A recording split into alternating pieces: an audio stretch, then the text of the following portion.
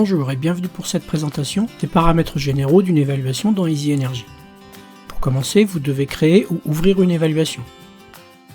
L'onglet des paramètres généraux est automatiquement activé à l'ouverture de la fenêtre. Cliquez dans le champ titre de l'évaluation et saisissez le titre souhaité. Notez que cette information est obligatoire et qu'elle sera reprise sur le rapport de synthèse. Soyez attentif à la saisie.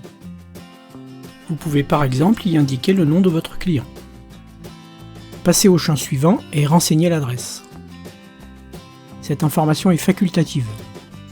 Cliquez sur la flèche du département puis sélectionnez le département souhaité. Notez que le champ localisation géographique est automatiquement renseigné selon le département sélectionné. Si nécessaire, vous pouvez modifier la sélection. Indiquez le nombre de personnes occupant régulièrement le logement. Une fois ces premiers éléments renseignés, vous pourrez accéder au tableau des surfaces et volumes. Il est important de noter que ce tableau peut être renseigné de différentes manières. En une seule ligne avec la surface habitable totale du logement. C'est la solution la plus rapide et elle est adaptée aux cas les plus courants. Ou en plusieurs lignes si vous souhaitez pouvoir décomposer la surface totale par zone, étage ou pièce par pièce. Notez que le logiciel n'a pas besoin de détails pour faire ses calculs, donc le pièce par pièce n'est absolument pas obligatoire.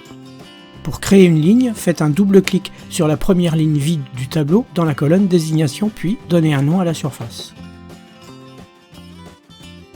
La case HAB pour habitable est automatiquement cochée. Décochez-la si nécessaire. Saisissez la longueur puis la largeur ou directement la surface. La valeur HSP pour hauteur sous plafond est automatiquement renseignée. Modifiez-la si nécessaire. Les cases plus ou moins ne sont à cocher que si la surface doit être exclue de l'état actuel ou projet. La case plus permet d'exclure la surface de l'état actuel, alors que la case moins permet de l'exclure de l'état projet. C'est utile pour les surfaces à créer comme une extension ou à aménager comme un comble par exemple. Dans ce cas, une ligne sera dédiée à la surface à créer ou à aménager et la case plus sera cochée. A l'inverse, si une surface est appelée à disparaître, une véranda par exemple à démolir, ou une pièce transformée en garage, alors c'est la case moins qui sera cochée. Pour les surfaces existantes et conservées, vous ne cochez aucune des deux cases. Le bouton suivant va vous simplifier la tâche. Il permet de créer des parois en reprenant automatiquement les dimensions de la surface. Son utilisation est facultative et les parois créées resteront modifiables. Pour l'utiliser, cliquez sur le bouton sur la ligne de la surface souhaitée puis indiquez le nombre de parois à créer pour le sol, les murs et les toits. Cochez les cases fusionnées si vous souhaitez que les parois créées soient regroupées en une seule. Notez que ça n'est possible que par type de paroi et si le nombre est au moins égal à 2. Cliquez sur le bouton Valider et un message vous informera de la fin de l'opération. Les parois créées seront visibles dans la rubrique Parois et menuiserie détaillée dans un autre tuto.